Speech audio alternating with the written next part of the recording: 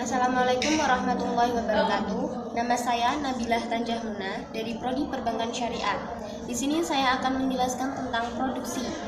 Menurut pengertian ekonomi, produksi adalah setiap kegiatan atau usaha manusia untuk menghasilkan atau menambah guna barang dan jasa.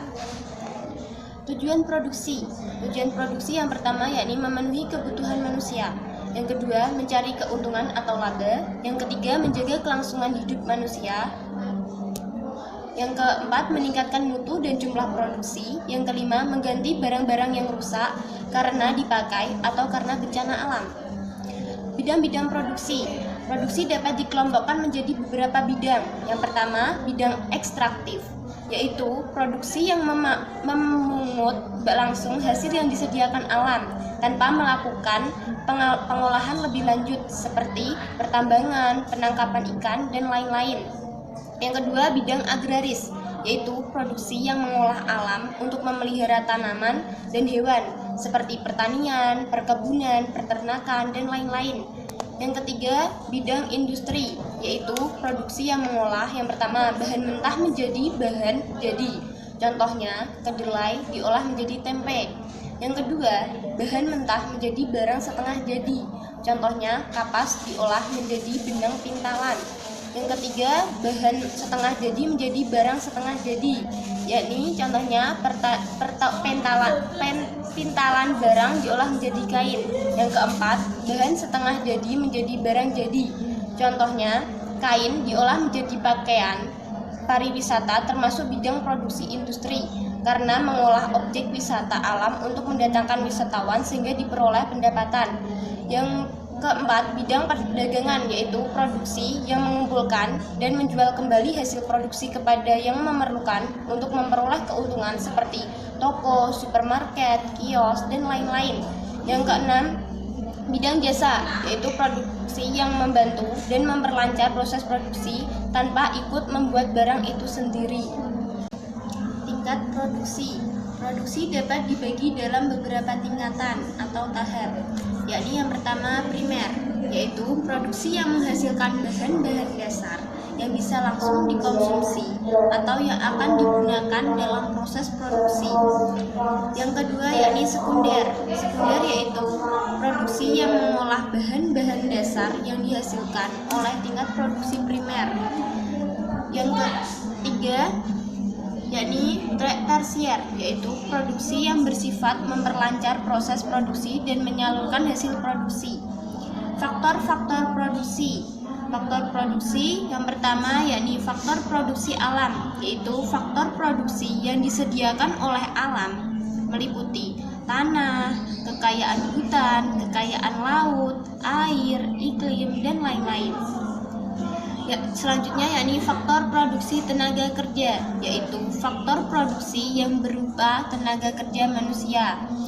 Yang selanjutnya faktor produksi modal, yaitu semua hasil produksi berupa benda yang diciptakan untuk menghasilkan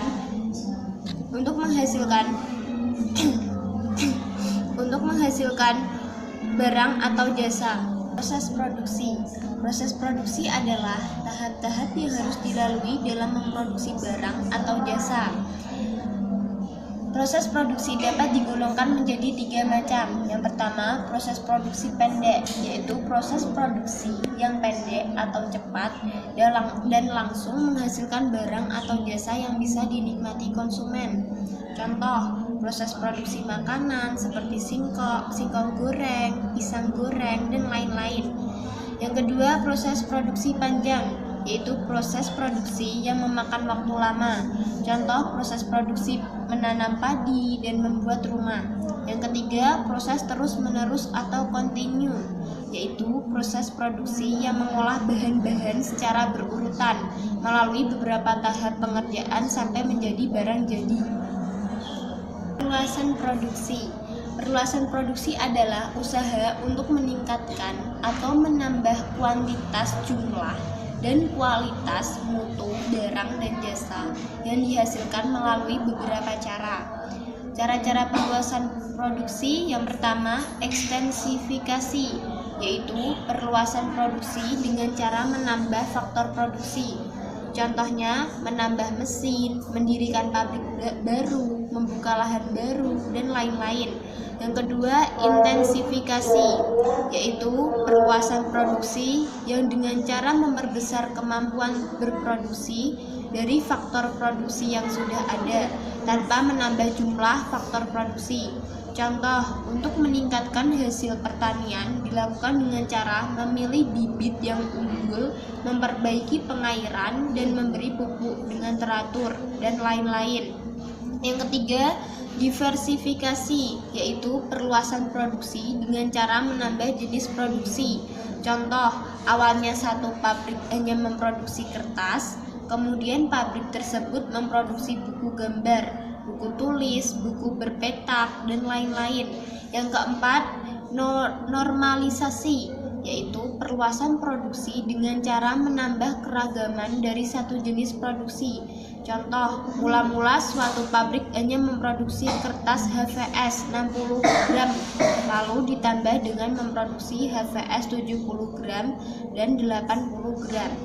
Spesialisasi yaitu perluasan produksi dengan cara mengadakan pembagian kerja. Dengan pembagian kerja, kualitas barang yang dihasilkan bisa meningkat dan umumnya kuantitas jumlah barang juga ikut meningkat.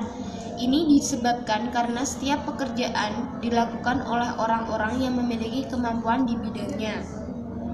Yang keenam, mekanisasi, yaitu perluasan produksi dengan cara menggunakan mesin-mesin yang bisa menghemat waktu dan tenaga sehingga hasil produksi lebih meningkat baik dari segi kuantitas maupun kualitasnya.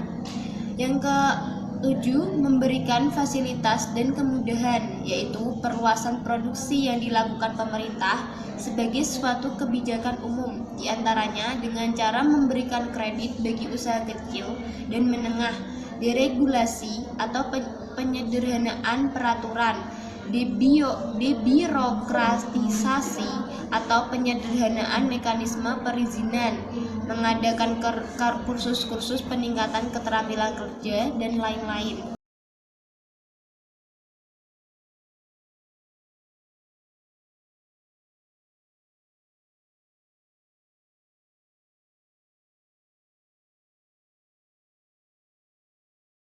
Contoh kasus produksi.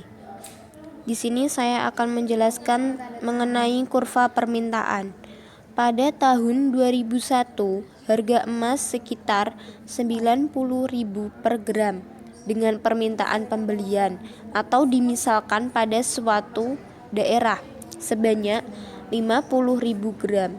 Ketika pada tahun 2003 harga emas mencapai 110 per gram dengan permintaan 70.000 gram, kemudian mengalami kenaikan lagi pada tahun 2005 menjadi 140.000 per gram dengan permintaan 90.000 gram.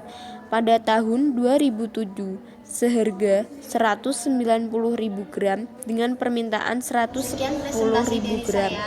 Semoga bermanfaat. Tahun 2009 harga melonjak drastis menjadi 320.000 gram dengan permintaan sebanyak 130.000 gram.